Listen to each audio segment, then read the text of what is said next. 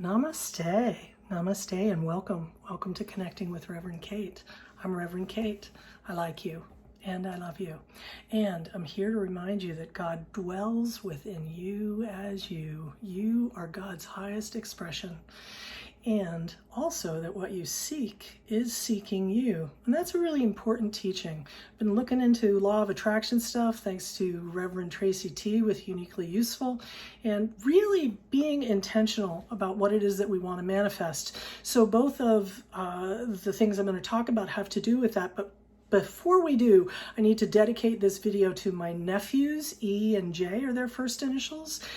J has just completed college and he is engaged in medical research. So proud of you, buddy. I love you.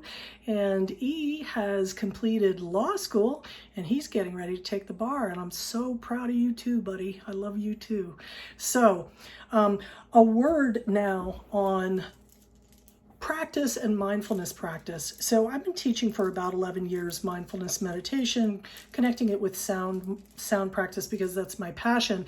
And what I've learned both as a therapist, as someone in recovery from long-term recovery from substance use disorder and from post-traumatic stress disorder, and as a teacher, a practitioner, a human being on the earth, is that the more senses I involve in something, the stronger the impression that it makes on me. There's tons of science to back this up too, so you don't have to take my word for it. Someday I'm going to be a bigger Katie and get all the stuff that I want to connected to my YouTube page and my Facebook page, which is Connecting with Reverend Kate, by the way, at YouTube or on Facebook, and Kate is spelled with a C and an E on the end, so like cat with an E. All right, so I digress. Multisensory interventions. Of all the things that I've done over the years, the one thing that clients continuously respond to is the use of organic scented water.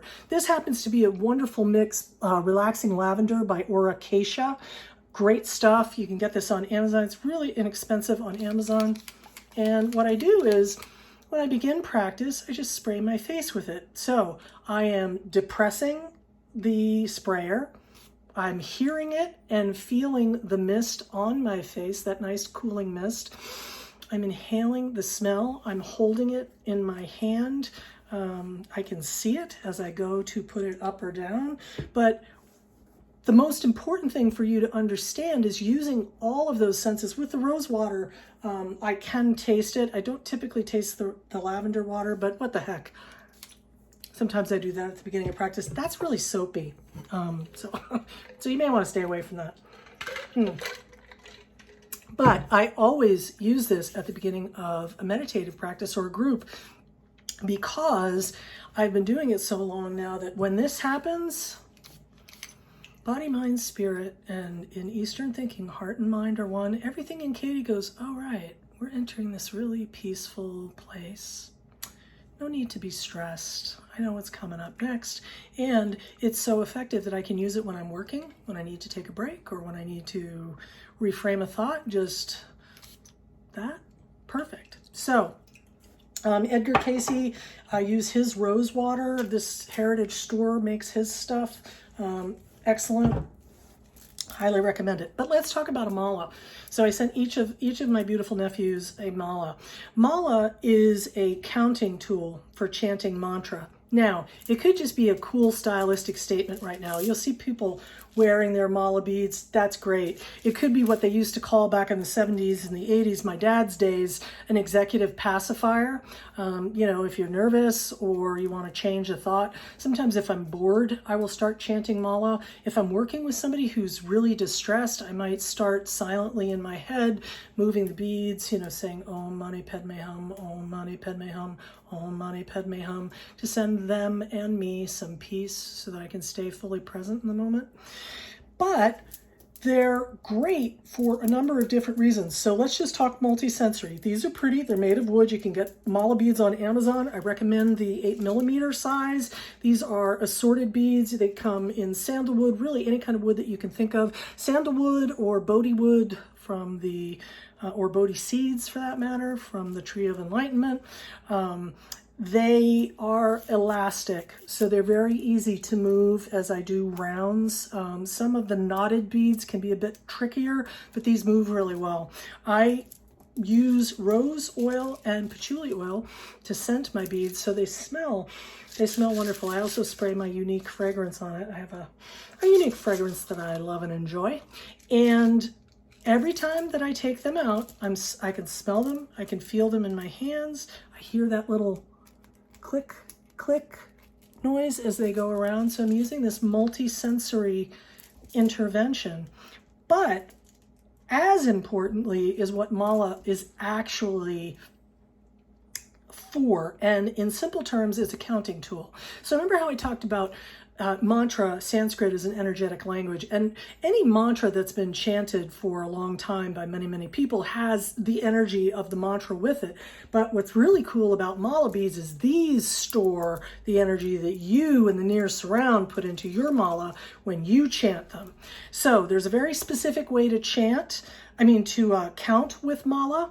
And I want to show you first this little thing in the middle, and there's all kinds of different things, dream catchers, big beads, whatever. This particular bead in the center is called the Guru bead, and there are 108 mala beads. And when you are chanting mala, you do not jump over the Guru bead, meaning you don't go from here,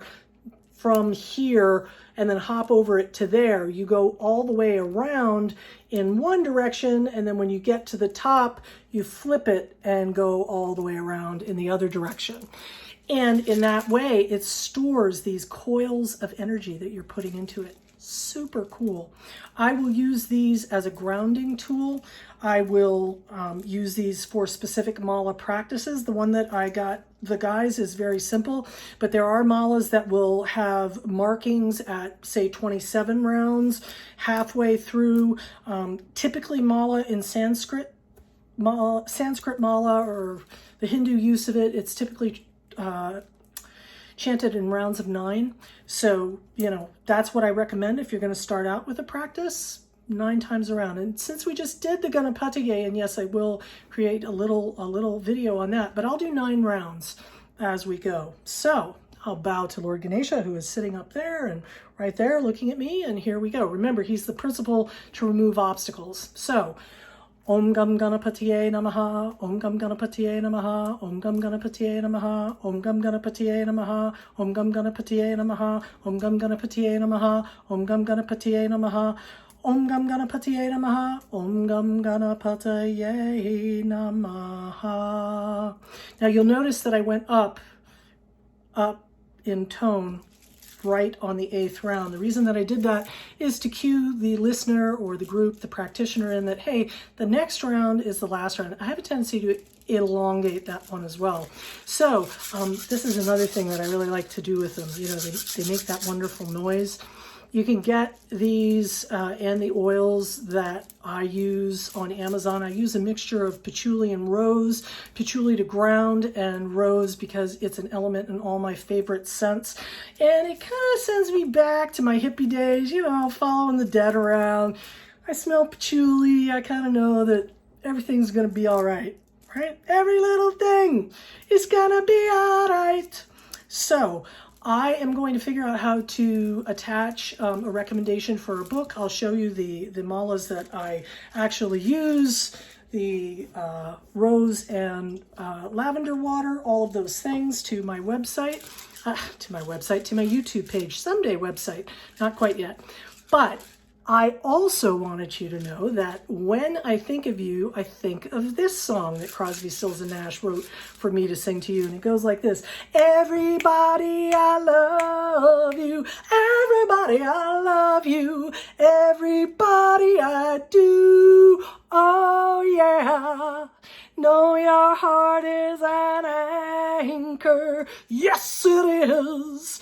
I need your love to get through. When I tell you I love you, and I'm telling you I love you, you can believe that it's true. Oh, yes, it is.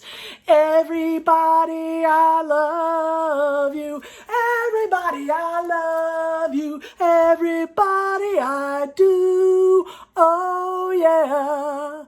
I love and like you. So there it is, straight from the mountaintop or my computer chair. This is Reverend Kate. You've been connecting with Reverend Kate. I want to thank you so much for the time that you've spent to me. Love to my nephews and to all of you. I want to remind you that what you seek is seeking you. And mantra, using mala as a counting tool, it's a really great way to refine your search. And that God dwells within you as you. And I celebrate that God within you as you every time I bow to you and say namaste. So namaste. I like you and I love you. Thanks for connecting with Reverend Kate. See you next time.